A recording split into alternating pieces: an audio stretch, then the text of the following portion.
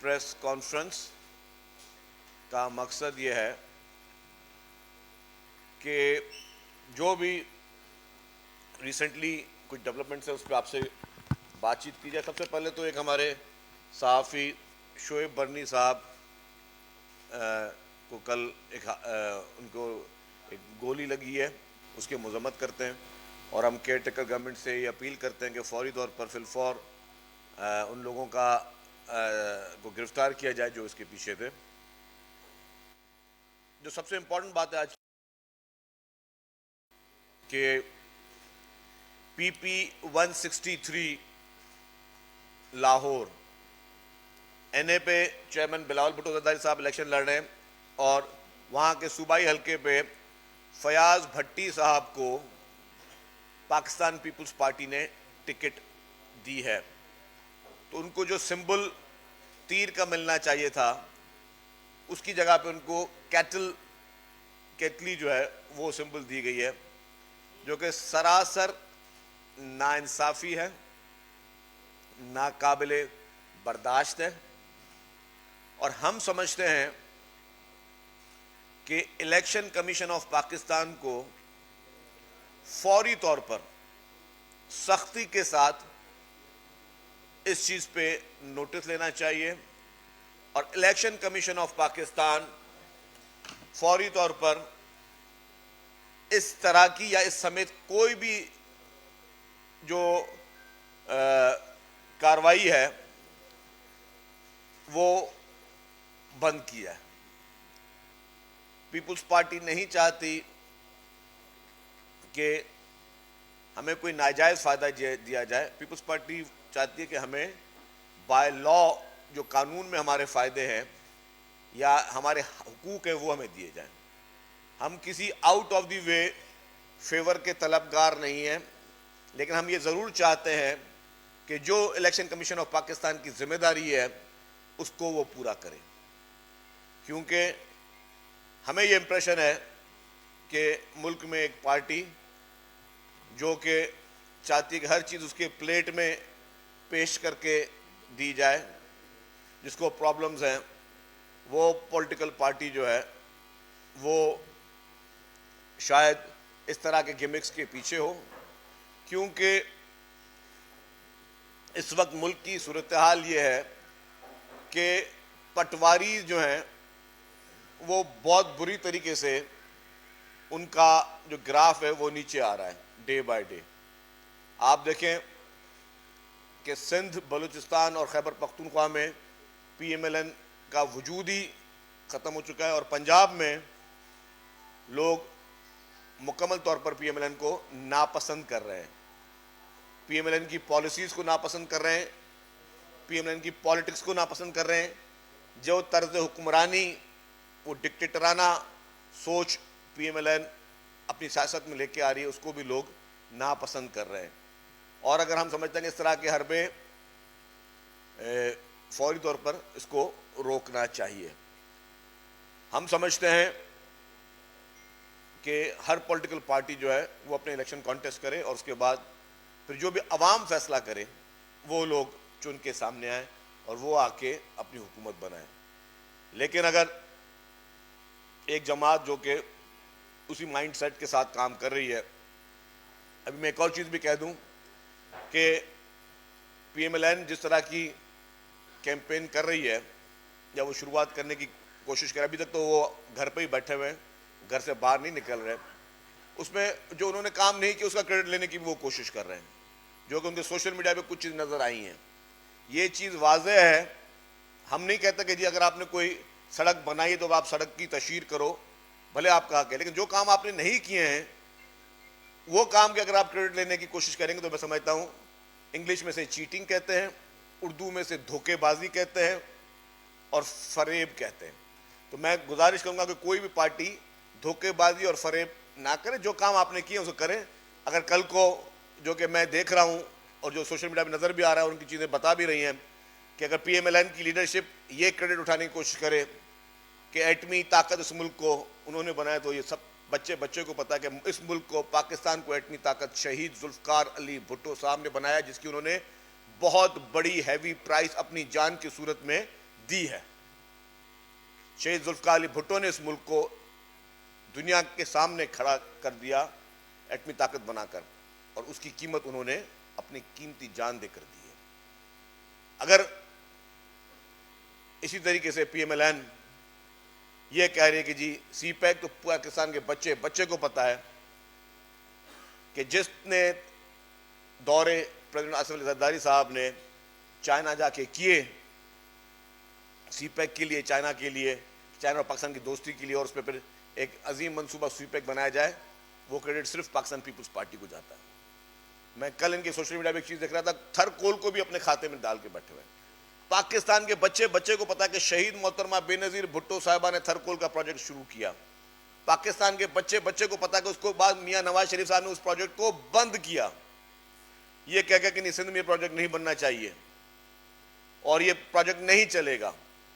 पाकिस्तान के बच्चे को पता है कि फिर जब दोबारा पीपुल्स पार्टी हुकूमत आई और प्रेसिडेंट आसिफ अली जरदारी साहब मुल्क के सदर बने, तो उन्होंने फिर थरकोल के प्रोजेक्ट को स्टार्ट करवाया। फिर उस वक्त सैयद कायम अली शाह साहब, फिर सैयद मुराद अली शाह साहब, इन सब ने जो है उस प्रोजेक्ट में एज ए टीम बनकर प्रेसिडेंट आसिफ अली जरदारी साहब की और चेयरमैन बिलावल भुट्टो जरदारी साहब की उस प्रोजेक्ट को बनाया कि जिसमें हम अल्हम्दुलिल्लाह आज वहां से कोयला निकाल रहे हैं हजारों टन, और अब इंशाअल्लाह ताला ये प्रोजेक्ट जब आगे एक्सपेडाइट होगा तो अब 200 साल तक कोयला एक्सपोर्ट करने की पोजीशन में पाकिस्तान है।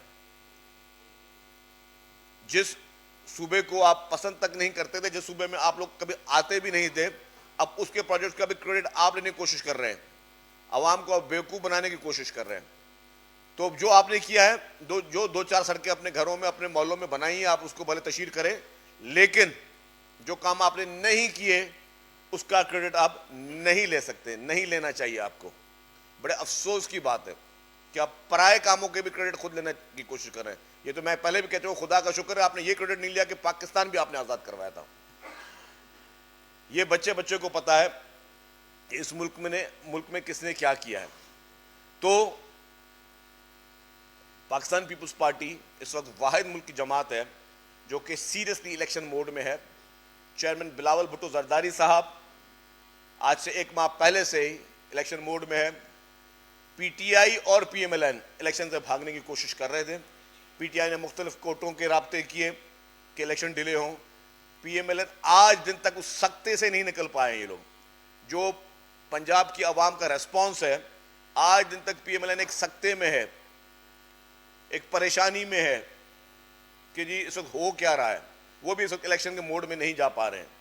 तो वाहिद पाकिस्तान की पार्टी है पाकिस्तान पीपुल्स पार्टी, जिसके चेयरमैन बिलावल भुट्टो जरदारी साहब पुरानी तर्ज सियासत का खात्मा चाह रहे हैं, लड़ाई झगड़े की सियासत का खात्मा चाह रहे हैं, दुश्मनियों की सियासत का खात्मा चाह रहे हैं, भाई से भाई को लड़ाने की सियासत का खात्मा चाह रहे हैं, पोलराइजेशन की सियासत का खात्मा चाह रहे हैं, सोशल मीडिया पे गालम गलोच की सियासत का खात्मा चाह रहे हैं, छोटे बड़े की तमीज़ ना करने की सियासत का खात्मा चाह रहे हैं, सियासी मुखालफत को दुश्मनी में तब्दील करने का वो खात्मा चाह रहे हैं। तो ये है विजन एक हमारे नौजवान लीडर का, मोहतरम बिलावल भुट्टो जरदारी साहब का, जो कि कहते हैं कि चुनो नहीं सोच को, पुरानी सियासत को खत्म करो, पुरानी इस तर्ज सियासत को खत्म करो, चुनो नहीं सोच को। आपने देखा कि इस वक्त पाकिस्तान में 3 पार्टीज हैं, 2 पॉलिटिकल पार्टीज लीडर क्या कह रहे, उनकी क्या सोच है। एक लीडर जो कि जेल में बैठा हुआ, वो एक अलग बदले की आग में, पहले भी वो बदले की आग ले रहा था, आज भी बदले की आग में वो वहां पे झुलस रहा है। उसकी यही कोशिश पहले भी थी कि सारे मुखालिफिन को जेल में डाल दो। जो टॉक शो में आके सिर्फ इमरान खान के खिलाफ एक बात करता था, दूसरे दिन वो जेल में पड़ा होता था। दूसरी पार्टी का लीडर मियां साहब लंदन में बैठे हो, लंदन में से वापस बैठे हो, वो अलग अपने एक बदले की आग में लगे हुए हैं। तो अगर आपने यही सियासत करनी है कि आपने एक दूसरे से स्कोर सेटल करने हैं, एक दूसरे से ये दुश्मनियां अपनी निभानी है और आपने लड़ाइयां झगड़े कर रहे हैं, तो मुल्क की आवाम का क्या होगा। मुल्क की 24 करोड़ आवाम जो कि इस वक्त चाहती है कि उनके जायज मसाइल का हल हो, मुल्क की आवाम चाहती है कि उनके मसाइल का कोई हल करे। महंगाई की हालत क्या है, बेरोजगारी की हालत क्या है, मईशत की को तबाही के किनारे पे पहुंचाया पहले इमरान खान की हुकूमत ने, और उसके बाद फिर जो PMLN के पॉलिसीज ने। जो लास्ट भी 16 महीने पीएमएलएन की जो पॉलिसी थी उसकी वजह से मईशत का और बड़ा बेड़ा गर्क हुआ। तो जो महकमे उनके पास थे उसमें उन्होंने मतलब एक नाअहली उनके सामने जाहिर हुई है। तो जो पॉलिटिकल पार्टीज इस मुल्क की आवाम के लिए नहीं सोच रही, आज भी इक्तदार की हवस की लड़ाई चल रही है, चाहे पीटीआई हो या पीएमएलएन हो, दोनों को इक्तदार की कुर्सी चाहिए। लेकिन ये कोई नहीं सोच रहा कि वो जो गरीब आज गरीब गुर्बत में बैठा हुआ है उसके मसाइल को हल कौन करेगा। जो पेट्रोल की प्राइसेस, बिजली की प्राइसेस, गैस की प्राइसेस जो आसमान पे छू के बैठी है, इनका तदारुक क्या करे, उसका अल्टरनेट क्या है। आज कितने गरीब आपको फुटपाथों पे नजर आते होंगे सोते हुए। जिस तरह पाकिस्तान पीपुल्स पार्टी ने सिंध में 21 लाख घर बनाने की बात की और अब चेयरमैन बिलावल भुट्टो ज़रदारी साहब अपने मंशूर में भी लेकर मैं पूरे पाकिस्तान भर में 30 लाख घर बनाऊंगा। पहले 50 लाख घर की बात किसी ने की थी, लेकिन वो साबित हो गया कि 0/0 था, वो कुछ भी नहीं था। लेकिन जिस लीडर ने 1.5 साल में पहले ये सैलाब आया और एक कोशिश शुरू की, तो इस वक्त हजारों की तादाद में घर बनना मतलब रेडी हो चुके हैं और बाकी हजारों की लाखों की तादाद में घर बन रहे हैं। हजारों की तादाद में इस वक्त घर रेडी हो चुके हैं सिंध भर में। मीडिया से मैं गुजारिश करूंगा कि ताकि आके देख लें। तो ये था एक विजन उस नौजवान लीडर का कि जी इस वक्त अवाम का की परेशानी है कि जो शख्स सड़क के किनारे बैठा हुआ है उसको किस तरीके से छत दी जाए, उसके खाद के खुराक की चीजें मसले क्यों हल हों। जो हमारे किसान हैं वो उनके साथ क्या मसले हैं, यूरिया के क्या प्रॉब्लम्स चल रहे हैं। किसी ने सोचा कि इस वक्त किसान जो है वो क्या काश्त उगाने की पोजीशन में है या नहीं है। आपको सिर्फ पढ़िए कि जी मैं इसको नहीं छोड़ूंगा, मैं उसको नहीं छोड़ूंगा, सिर्फ लड़ाई झगड़ा और इक्तदार की हवस। अनफॉर्चुनेटली बाकी पार्टियां इसमें लगी हुई हैं, लेकिन सिर्फ और सिर्फ पाकिस्तान पीपुल्स पार्टी है जिसमें चेयरमैन बिलावल भुट्टो ज़रदारी साहब और प्रेसिडेंट आसिफ अली जरदारी साहब मिलके इस पाकिस्तान को इस शदीद बहरानों से निकालने की कोशिश कर रहे हैं, लड़ाई झगड़े की सियासत को के खात्मे की कोशिश कर रहे हैं। मैं देख रहा था मीडिया में कुछ लोगों को अब पीटीआई पे भी रहम आना शुरू हो गया है। हमारे पाकिस्तान में लोगों की मेमोरी इतनी कमजोर और इतनी छोटी क्यों है, मुझे बात समझ में नहीं आती। क्या इमरान खान का पहला लाहौर का जलसा जिसमें उनका एक उरूज सामने आप सब लोगों ने भूल गया है, वो जलसा कैसे हुआ था, लोग कैसे पहुंचे थे, भर भर के कौन उनको जो है ट्रकों में वो जलसे को कामयाब बना रहा था। क्या वो इमरान खान की अपनी मकबूलियत थी? नहीं थी। क्या 2018 के इलेक्शन लोगों को भूल गए कि 2018 के इलेक्शन में लोगों ने किस तरह इलेक्शन लड़े।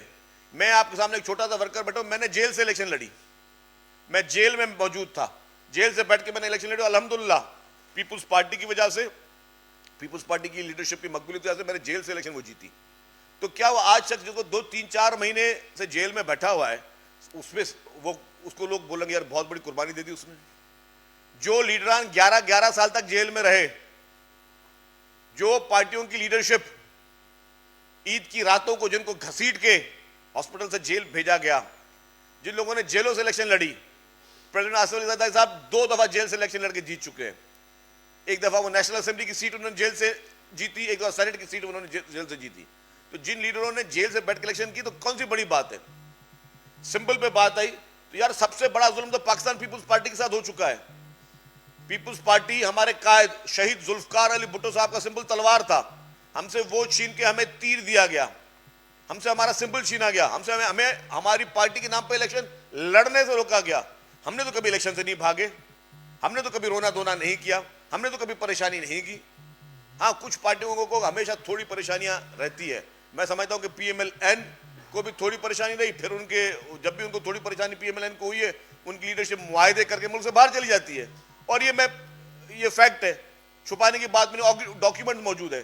जब भी पीएमएलएन की लीडरशिप जेल में गई है तो उनको मुआहदे करके बाहर भेज दिया जाता है, या दूसरी पार्टी पीटीआई को जब थोड़ी तकलीफ आई तो या वो मुल्क के खिलाफ साजिशें शुरू कर देते हैं, वो सोशल मीडिया में मुल्क के खिलाफ साजिशें शुरू कर देते हैं, वो इंटरनेशनली मुल्क के खिलाफ साजिशें शुरू कर देते हैं, वो मुल्क के इदारों के खिलाफ साजिशें शुरू कर देते हैं। और मैं कल से देख रहा हूं कि उस फैसले के बाद, सिंबल वाले फैसले के बाद, वो हमारे मौजूद जज साहबान के खिलाफ साजिशें शुरू करके बैठे हुए। लोगों की मेमोरी क्यों भूल गई है कि माजी में कितनी दफा जजेस के खिलाफ मनपसंद फैसले के ना आने पे पीटीआई जब हुकूमत में थी तो उन्होंने कितने दफा जजेस के खिलाफ उन्होंने घिनौनी मुहिमें चलाई। तो क्या अब जुडिशरी भी और बाकी इदारे भी क्या इमरान खान की ब्लैकमेलिंग पे चले? मुल्क के तमाम इदारे क्या इमरान खान के इमोशंस पे चलें या चंद हमारे जो बेवकूफ लोग हैं जिनको समझ भी नहीं आता कि सियासत होती क्या और हकीकत क्या है, जिनकी मेमोरी छोटी है, उनके सेंटीमेंट्स पे चल के फैसले करेंगे। जो फैक्ट था वो सामने आया। हम पीपुल्स पार्टी के खिलाफ नहीं थी कि जी पीटीआई को सिंबल मिले या ना मिले, हमारी बला से हमें कोई परवाह नहीं थी, भले पीटीआई को बैट मिल जाता हमें कोई सरोकार नहीं था। लेकिन जो भी इलेक्शन कमीशन ने एक फाइंडिंग दी कि आपके इलेक्शंस ठीक नहीं हुए, आपके साथ ये मसले थे, तो इलेक्शन कमीशन की फाइंडिंग, एक इलेक्शन कमीशन एक आईनी इदारा है और उस इलेक्शन कमीशन का जो सरबराह है वो मुकर्रर करने वाला इमरान खान नियाजी था, जिसने उसकी तारीफें तक की कि इलेक्शन कमीशन का सरबराह मैंने रखा है, बहुत अच्छा आदमी है, बहुत खानदानी आदमी, बहुत बेहतर आदमी है। अगर आपके इलेक्शन कमीशन के सरबराह को, जिसको आपने रखा था, अगर वो आपके खिलाफ फैसले देता है तो आपको समझ जाना चाहिए। और ये छोटी सी बात नहीं है।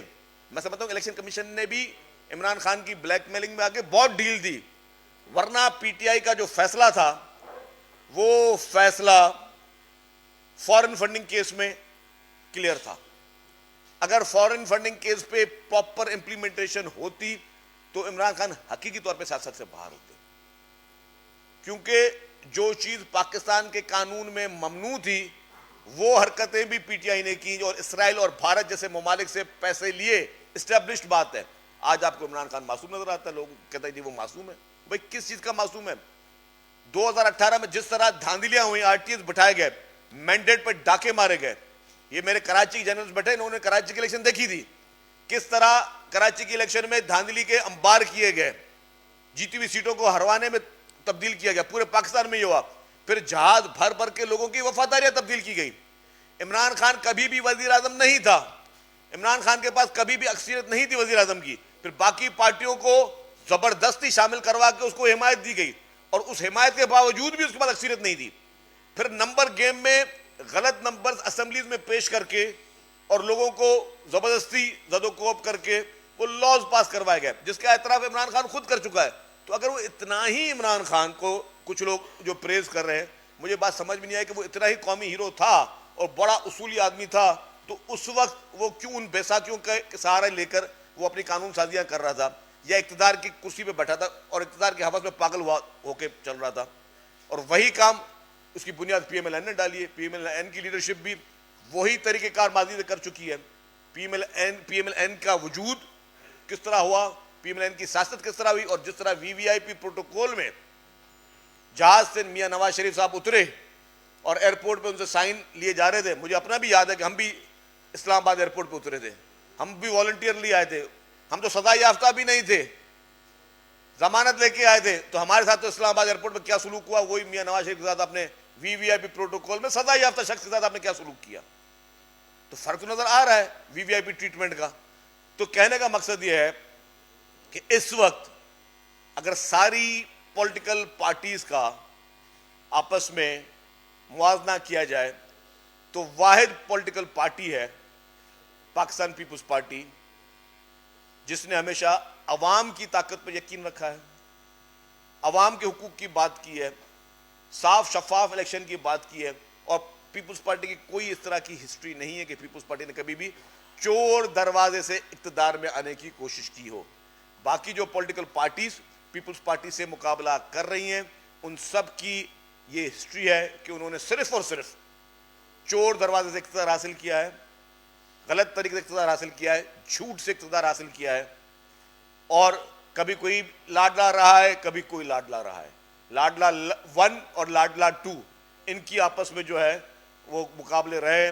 पाकिस्तान पीपुल्स पार्टी जिसकी लीडरशिप ने हकीकी मायनों में अपना खून का नजराना दिया है, जमहूरियत की बहाली के लिए अपने खून का नजराना दिया, अपनी कीमती जानों का नजराना दिया है, ये पीपुल्स पार्टी की जिदोजहद और पीपुल्स पार्टी का वो रोल रहा है। तो हम समझते हैं कि आज भी 8 फरवरी दूर नहीं है, अवाम अपना जहन इस्तेमाल करेंगे, अवाम अपना जो जायज़ हक है उनका वोट का वो इस्तेमाल करेंगे। सबको वोट देने का इख्तियार मिलना चाहिए, सबको वोट अपनी इलेक्शन कॉन्टेस्ट करने का इख्तियार मिलना चाहिए। और इलेक्शन कमीशन पाकिस्तान में गुजारिश करूंगा कि इस तरह की चीज़ें जो हैं वो फौरी तौर पर इसको नोटिस लिया जाए और चेयरमैन के हल्के में आपने जानबूझकर पीपुल्स पार्टी कैंडिडेट को निशान ना देकर ये आप मैसेज दे रहे हैं कि शायद चीज़ें बायस्ड हो रही हैं। तो इसके लिए मैं करूँ।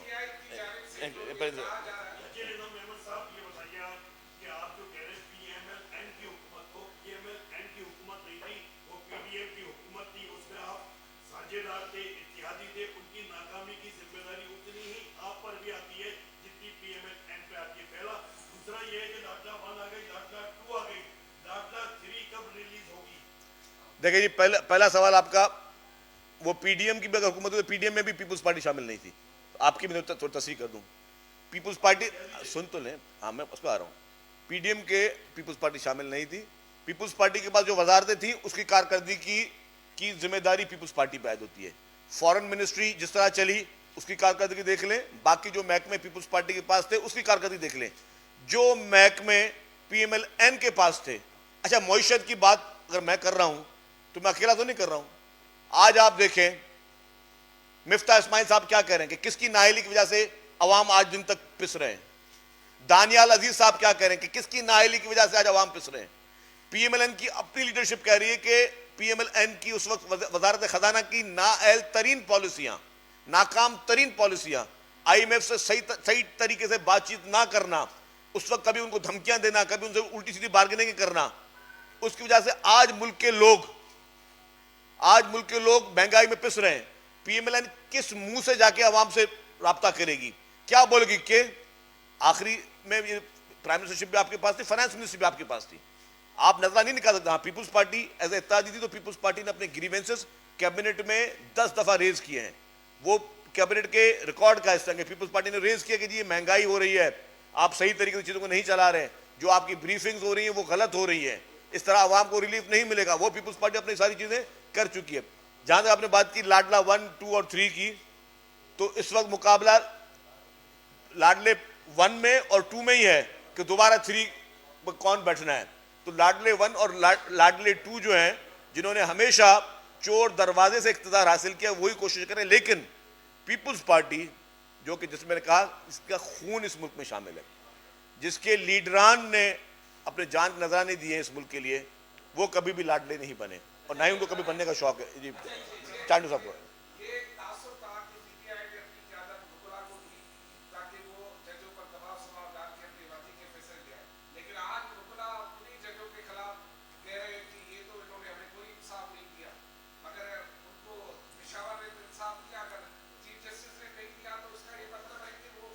देखिए जी, पीटीआई को, आपने बहुत अच्छा सवाल किया चांडू साहब।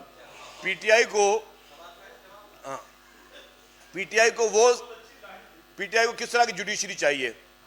पीटीआई को जुडिशरी वो चाहिए कि खैबर पख्तूनख्वा में जस्टिस वकार सेठ साहब का जजमेंट मौजूद है, कहा कि बीआरटी की नैब और एफआईए में इंक्वायरी की जाए, बीआरटी की नैब और एफआईए में इंक्वायरी की जाए। वो सुप्रीम कोर्ट में बंदयाल साहब की बेंच में लगता है केस, और बंदयाल साहब कहते हैं कि जो स्टे दे दो, केपी के बीआरटी में कोई इंक्वायरी नैब और एफआईए नहीं कर सकती। पीटीआई को इस तरह की जुडिशरी चाहिए। पीटीआई को इस तरह की जुडिशरी चाहिए। वो आपके डिप्टी स्पीकर थे, क्या नाम था उनका? कासिम सूरी साहब। इलेक्शन कमीशन ऑफ पाकिस्तान कहे कि कासिम सूरी साहब डी सीट धांधली से हुए, गलत डॉक्यूमेंट दिए, खत्म। फिर जस्टिस बंदयाल साहब उनको स्टे ऑर्डर दे दें 2 साल तक। इस तरह की जुडिशरी चाहिए। तो यही मुनाफकत है कि मीठा मीठा हप हप, कड़वा कड़वा थू थू, यही इनकी पॉलिटिक्स है कि चाहे वो पीटीआई हो या पीएमएलएन हो। आप इन दोनों का तर्ज सियासत देख लें। इन दोनों ने अदालतों पे हमले किए हैं, इन्होंने दोनों ने इदारों पे हमले किए हैं। वाहिद पाकिस्तान पीपुल्स पार्टी है जिसकी लीडरशिप ने फांसी का फंदा यूं चूम लिया, लेकिन कभी अदालतों में हमला नहीं किया। हाँ, उस फैसले को हम काला फैसला कहते हैं, उस फैसले को हम अदालती कत्ल कहते हैं, लेकिन कभी किसी इदारे पे हमला नहीं किया। लेकिन पीटीआई और पीएमएलएन दोनों ने हमेशा अपने मुफाद के लिए अदालतों को या इदारों को, इन्होंने इनके खिलाफ साजिशें भी की हैं, उनको ब्लैकमेल करने की कोशिश की है, उनको अंडर प्रेशर में लाने की कोशिश की है। हम समझते हैं कि जस्टिस काजी फैज ईसा साहब, उनका बहुत ही एक अच्छा रिकॉर्ड है। पूरी उनकी बेंच, जितने भी लोग हैं, सब अच्छे जजेस हैं। और अगर किसी को किसी फैसले से एतराज है तो बराए मेहरबानी आप रिव्यू में चले जाएं। ये थोड़ी कि आप बाहर आके गालियां देना शुरू कर दें। और जो फैसले आपके हक में गैर कानूनी, गैर आईनी सही आ रहे थे, वो आपको अच्छे लग रहे थे। साकिब निसार जैसे ओपनली पीटीआई का इलेक्शन वर्क कर रहा था, साकिब निसार जो ओपनली मुखालफिन को चुन चुन के डिस्क्वालीफाई कर रहा था। क्या डिस्क्वालीफिकेशन पहली दफा हुई है? आपको याद नहीं 2018 के इलेक्शन में हमारे सिंध में निसार अहमद खोड़ो साहब को डिस्क्वालीफाई किया गया, मंजूर वसान साहब को डिस्क्वालीफाई किया गया। हमने तो कोई रोना रोना नहीं धोया, हमने तो कभी ये नहीं कहा कि हमारे साथ जाती हो। हमारे साथ जाती, ठीक है, जाती के लिए आप चला सकते हो, लेकिन कि आप अदालतों को और मौजूद जज साहबान को आप जो है वो डिक्टेट करेंगे या उनको जो है उनके लिए कैरेक्टर असैसिनेशन करेंगे या उनके खिलाफ सोशल मीडिया पे घिनौनी मुहिमें चलाएंगे क्योंकि वो आपके हक में फैसले नहीं है। तो ये जो है ये काबिल कबूल है। यही मुनाफकत है जिसको चेयरमैन बिलावल भुट्टो ज़रदारी साहब कहते हैं कि चुनो नई सोच को, चुनो नई सोच को। वो सिर्फ इसलिए कहते हैं कि आप इस पूरे इस निज़ाम से जो कि एक आपका एक नेपोटिज्म पे वो एक निज़ाम है आपका, वो आपका इस तरह निज़ाम है कि आप सिर्फ अपने लिए चीज़ें सहूलत चाहिए आपको और वो किसी और के बर्दाश्त नहीं करता। तो ये चीज़ गलत है।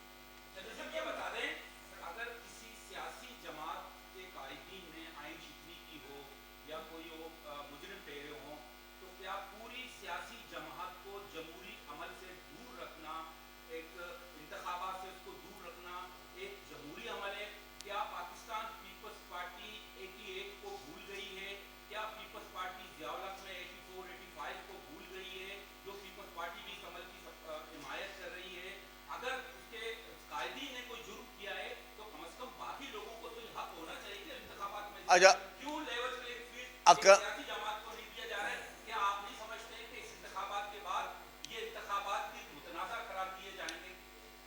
अकरम साहब, आपने कब पीपुल्स पार्टी का बयान सुन लिया कि हमने किसी फैसले का खैर मुकदम किया है? जब पीटीआई से बल्ला सुप्रीम कोर्ट के ऑर्डर पे और इलेक्शन कमीशन के ऑर्डर पे वापस लिया गया, पीपुल्स पार्टी ने एक दफा किसी एक बंदे ने भी नहीं कहा कि बहुत अच्छा हुआ है। तो आप ये सवाल में समझ नहीं आया। हमने कभी भी नहीं कहा कि जी हम, और हम चाहते भी नहीं कि किसी भी पार्टी से कुछ भी हो। हम कहते हैं जो भी आईनी इदारे हैं वो अपने आईनी तरीके पर काम करें। अगर आईनी तरीके में इलेक्शन कमीशन ने कोई स्टेप लिया है और सुप्रीम कोर्ट ने उसको इंडोर्स किया है तो वो सुप्रीम कोर्ट का प्रोरोगेटिव है। उसका मकसद ये नहीं है कि हम चाहते हो कि कोई जमात इलेक्शन में लड़े। हमें कोई, हमारी दुश्मनी तो नहीं है किसी से। चेयरमैन बिलावल भुट्टो ज़रदारी साहब खुलेआम कह रहे हैं ना मेरी पीएमएलएन से दुश्मनी है ना मेरी पीटीआई से दुश्मनी है, और लोगों से तो हमारी बिल्कुल भी नहीं, लीडरशिप से भी नहीं है, लोगों से तो बिल्कुल भी नहीं है, सियासी कारकुनान से तो हमारी बिल्कुल भी कोई लड़ाई नहीं है, होनी भी नहीं चाहिए। सियासी इख्तलाफात सिर्फ सियासी इख्तलाफात तक होने चाहिए, उसको जाती दुश्मनी में गालम गलोच में नहीं होनी चाहिए। पीपुल्स पार्टी सबसे ज्यादा मुखालफत है। तो हमने कभी भी सेलिब्रेट नहीं किया कि जी मुबारक हो जी पीटीआई से बल्ला चाहिए। हमें फर्क ही नहीं पड़ता। हम तो कहते हैं जितने ज्यादा लोग मैदान में हो उतना मजा आएगा आपको इलेक्शन लड़ने में भी, उतना मजा आएगा आपको मुकाबला करने में भी। जो डरपोक लोग होते हैं वो डरते हैं। अनफॉर्चुनेटली पीएमएलएन या बाकी जो XYZ पार्टी है उनको डर और खौफ था, हमें डर और खौफ नहीं था। आज भी उनको कोई कल को उनको रिव्यू में उनको दे दें, बैट दे दें या कुछ भी दे दें, हम उनको वेलकम करके आए जी मैदान में मुकाबला करेंगे। मुकाबले का मजा ही मैदान में, भाई घर बैठ के जीतना तो वो पहले पीटीआई यस इस तरह का इख्तियार ले चुकी है। क्या उस वक्त इमरान खान या पीटीआई वाले का अक्ल नहीं थी जब वो देख रहे थे कि लेवल प्लेइंग फील्ड उस वक्त 2018 में मिल रही थी कोई, कि लोग जेलों से बैठ के इलेक्शन लड़ रहे हैं? हम लोग जेलों से बैठ के इलेक्शन लड़ रहे थे ना। क्या उस वक्त इमरान खान को नजर नहीं आ रहा था? या जिस तरह जहाज भर भर के मेंबरों की खरीद और फरोख्त हो रही थी, क्या उस वक्त इमरान खान को नजर नहीं आ रहा था? या जिस तरीके से 126 दिन का धरना था वो नजर नहीं आ रहा? जब पीटीवी पे इमरान खान हमला कर रहा था तब लोगों को नजर नहीं आ रहा था? जब असेंबली में पार्लियामेंट पे हमला कर रहा तब नजर नहीं आ रहा था? अभी रेडियो पाकिस्तान पे हमला हुआ नजर नहीं आ रहा है? 9 मई को जो घिनौना तरीन काम किया नजर नहीं आ रहा? और क्या आप बात करें बाकी लोग, जो बाकी लोग भी थे, मैं आपसे सबसे हल्फिया लेके पूछ लेता हूं, जो कराची के रिजल्ट थे आपने देखा कराची में पीटीआई कौन एमपी एमएनए थे? कोई एक भी काउंसलर लड़ने के काबिल था? पीटीआई का एक लीडर, मैं नाम किसी का नहीं लेता, जो काउंसलर की इलेक्शन हारा वो एमएनए जीत गया और फेडरल मिनिस्टर बन गया। काउंसलर की इलेक्शन हारा, एमएनए की इलेक्शन जीत गया और फेडरल मिनिस्टर बन गया। मुझे पता है। तो क्या उस वक्त वो लोग क्या अंधे थे, देख नहीं रहे थे हम कैसे जीत रहे हैं, कैसे धांधली हो रही है? लोगों ने सिर्फ और सिर्फ नॉमिनेशन पेपर भरे, उनको पता नहीं था इलेक्शन की अलिफ बे ते, और वो लोग जो है वो एमएनए बन गए, एमपीए बन गए। देख नहीं रहे थे अब क्या हो रहा है पाकिस्तान में, कराची में? तो ये पूरे पाकिस्तान में ये सारी गंदगी। तो इमरान खान देखिए, शिकायत वो कर सकता है जो खुद उस प्रोसेस का हिस्सा ना हो। इस मुल्क में उस धांधली की पैदावार इमरान खान था, इस मसनूई मैंडेट की पैदावार इमरान खान था, जिसकी वजह से इस मुल्क ने सफर किया। इस मुल्क को आज दिन तक नेशनली और इंटरनेशनली जितना नुकसान इमरान खान ने पहुंचाया किसी ने नहीं पहुंचाया। तो ये इस मुल्क की हकीकत जो है, इन पॉलिटिकल पार्टीज की हकीकत है। वका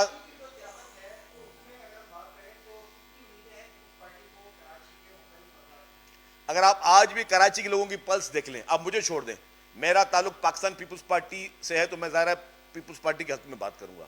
मुझे छोड़ दें, आप खुद जाके कराची के लोगों को जाके देखें कि क्या कराची के लोग पीपुल्स पार्टी के अलावा और किसी पार्टी के लिए सब बात करने के तैयार हैं। जो पीपुल्स पार्टी का मुकाबला जो भी पार्टियां कर रही हैं वो भी वही चूचू का मुरब्बा। क्या कराची के लोग उनको वोट देने के लिए तैयार हैं? नहीं है।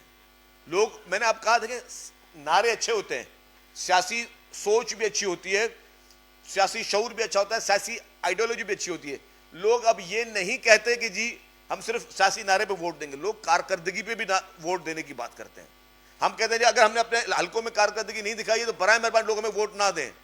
अगर हमने लोगों के काम के लिए, अगर कोविड में पीपुल्स पार्टी की जो सो रही थी तो लोग पीपुल्स पार्टी को वोट ना दें, अगर सैलाब में पीपुल्स पार्टी सो रही थी, पीपुल्स पार्टी लीडरशिप सो रही थी तो लोग पीपुल्स पार्टी को वोट ना दें। लोगों के मुश्किल हालात में अगर पीपुल्स पार्टी खड़ी नहीं तो हमें वोट ना दें। लेकिन अगर हम हर हाल में खड़े हैं, टॉप लीडरशिप से लेके नीचे वर्कर तक हर आदमी फील्ड में है, लोगों को कोविड में जिस तरह उनकी मदद की गई, फिर सैलाब में जिस तरह अपने कंधों में उठा उठा के लोगों की मदद की गई, लोगों को घर बना के दिए जा रहे हैं, लोगों को राशन दिए गए, लोगों को टेंट्स पहुंचाए गए, और कोई एहसान नहीं किया हमने, ये हम पर फर्ज था। तो जो पॉलिटिकल पार्टी खिदमत करेगी, चाहे कराची में हो, चाहे सिंध के किसी भी जिला में या पूरे पाकिस्तान में हो, जहां जहां पीपुल्स पार्टी एग्जिस्ट करती है, पीपुल्स पार्टी ने कोशिश की है कि लोगों की वो खिदमत करे। तो लोग, हम खिदमत की बुनियाद पर मांग रहे हैं। अगर कुछ लोग नारों की बुनियाद पर मार रहे हैं या किसी को कोई हीरो अच्छा लगता है, किसी की शक्ल अच्छी लगती है, तो वो अलग बात है। लेकिन मैं समझता हूं कि अब पाकिस्तान के लोग जो है वो कारकर्दगी की बुनियाद पर वोट देंगे। पहले वक्का साहब, फिर आप।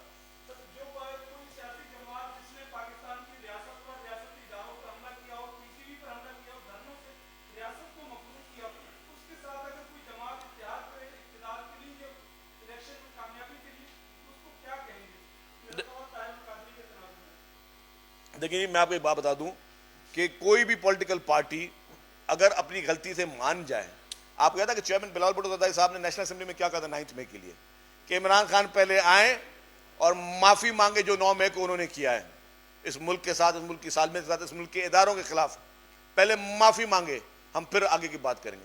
तो कोई भी पॉलिटिकल पार्टी है, और मैं आपको फिर बता दूं कि जो भी धरनों में हुआ, तोड़ फोड़, पीटीवी पे हमला, ये सारी चीजें, इसमें मेन किरदार और वो पूरा जो इंतशार की सोच थी वो इमरान खान और पीटीआई की ही थी। जी आप बताएं।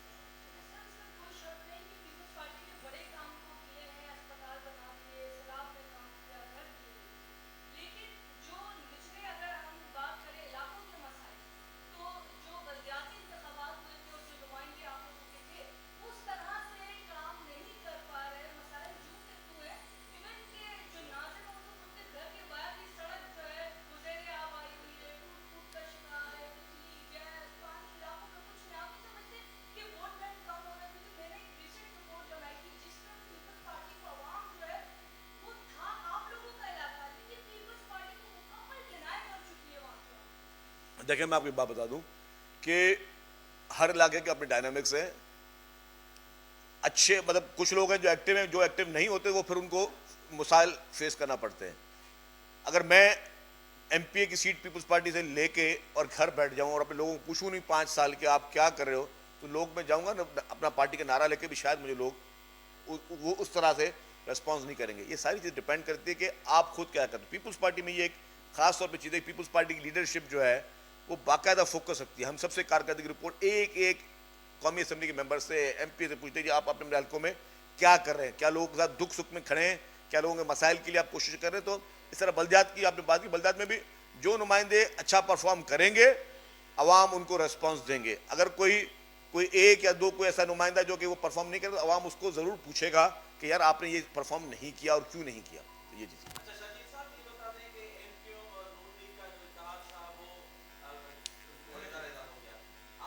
क्या हो गया? अच्छा, मुबारक हो। मैंने आपको पहले कहा था यहाँ पे। हाँ,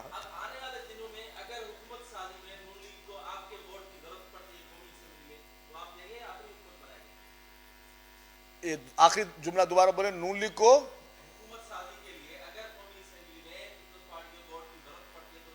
या आप इसको उल्टा सवाल कर लेना, या आप करेंगे नून लीग को अभी हमारी जरूरत नहीं पड़ेगी। हाँ, हो सकता है पीपुल्स पार्टी इतनी बड़ी सीटें लेके आ जाए कि नून लीग शायद उस बात हो सकती। देखिए सियासत में मैंने आपको पहले कहा दुश्मनियां नहीं होती। बराए मेहरबानी एक चीज नोट कर लें, सियासत में दुश्मनी नहीं होती, सियासत में दरवाजे बंद नहीं होते। सियासत में सिर्फ एक चीज होती है कि आपने जो है अफाम और तफहीम से काम करें। पीपुल्स पार्टी ने कभी नहीं कहा था कि जी हम किसी से बात नहीं करेंगे या फलाना चोर डाकू से बात नहीं करेंगे, इसके लिए दरवाजे बंद है। पीपुल्स पार्टी ने तो मुफाहमत का बादशाही पाकिस्तान में मोहतरम आसिफ अली जरदारी साहब को समझा जाता है। जी अच्छा पहले यार वो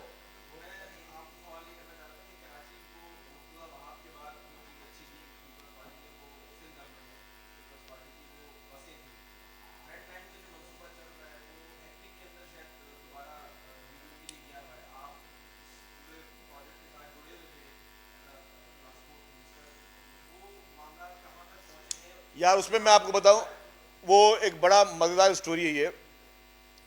इसमें एक शख्स की नाअहली की वजह से काम खराब हुआ है। अब मैं प्रेस कॉन्फ्रेंस किसी और चीज़ पर है, मैं इस पर आपसे कभी तफसीली बात करूंगा।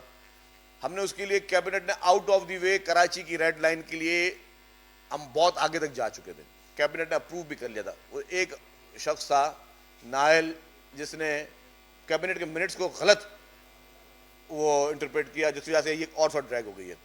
तो इस पर ऑनेस्टली स्पीकिंग आपको बताऊं कि मतलब जो लोग कैबिनेट में मौजूद होंगे पता है कि हमने किस हद तक गए थे कि इस प्रोजेक्ट को, क्योंकि हमें पता है कि वहाँ पे 5 यूनिवर्सिटीज़ हैं उस रोड पे, लोगों को प्रॉब्लम हो रहे हैं। मतलब जो चीज़ हमारे अपने हाथ में थी वो हमने वो चीज़ की, लेकिन वो एक शख्स था वो मतलब अल्लाह उसको पहुँचेगा कि, और उसको हमने फिर रिमाइंड भी करा कि गलत मिनट्स नहीं नोट कीजिएगा, ये कैबिनेट में फैसले हुए हैं। और कैबिनेट ने, मैंने कहा कि out of the way cabinet गई थी उस काम, उस प्रोजेक्ट के लिए। देखिए नुकसान तो मेरी बात नहीं, देखिए इसको एक्सपायर्ड होगा, ये प्रोजेक्ट एक्सपायर्ड होगा, क्योंकि जितने भी बीआरटी येलो लाइन हो वो अभी शुरू होने वाली है अनकरीबी। जाम सादिक ब्रिज जो है वो आपकी स्टार्ट होने वाली है। रेड लाइन अल्हम्दुलिल्लाह उसका काम तो शुरू किया, लेकिन ये डिले फैक्टर है। और फिर जो कुछ लीगल इम्प्लीकेशन भी है कि जी क्योंकि वो एस्केलेशन इतनी हो गई खैर से कि फिर आपने एक्निक से वो रिवाइज होने हैं रेट्स। लेकिन उसके अलावा जो जो चीज़ हमारे हाथ में थी, पीपल्स बस सर्विस हुई, वो शुरू हुई, उसको कराची में शुरू किया गया, हैदराबाद में शुरू किया गया, सक्खर में शुरू किया गया, लाड़काना में शुरू किया गया, और फिर अभी आपकी पिंक बसेस अल्हम्दुलिल्लाह पाकिस्तान का वाहिद पहला ख़वातीन के लिए प्रोजेक्ट, और अब ख़वातीन बस ड्राइवर्स भी जो है वो शुरू हो गई अल्हम्दुलिल्लाह। वो भी पाकिस्तान पीपल्स पार्टी की सिंध हुकूमत की वजह से हुआ। आपकी ईवी बसेस अल्हम्दुलिल्लाह पाकिस्तान का पहला शहर जहाँ ईवी बसेस, तो ये पीपल्स पार्टी ने बहुत कुछ किया अल्हम्दुलिल्लाह, बहुत कुछ किया है पीपल्स पार्टी ने। लेकिन सिर्फ जो लोग जिन्होंने वो मानना नहीं वो नहीं मानेंगे उसको। ये एक मिनट इनके साथ आपकी बारी पे। जी जी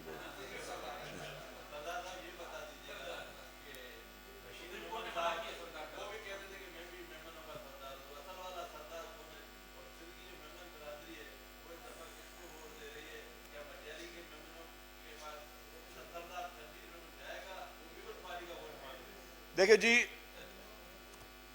वो भी मैं क्लियर कर दूं कि कोई लोगों ने उसको दूसरी तरह लिया। ये हमारी एक ऑर्गेनाइजेशन से बहुत पहले बनी हुई है, उस ऑर्गेनाइजेशन का मुझे उन्होंने चेयरमैन बनाया था। इसका मैं उन चीज़ों पे यकीन ही नहीं रखता किसी और चीज़। हम लोग एक ग्रॉस रूट के लोग हैं जी। लास्ट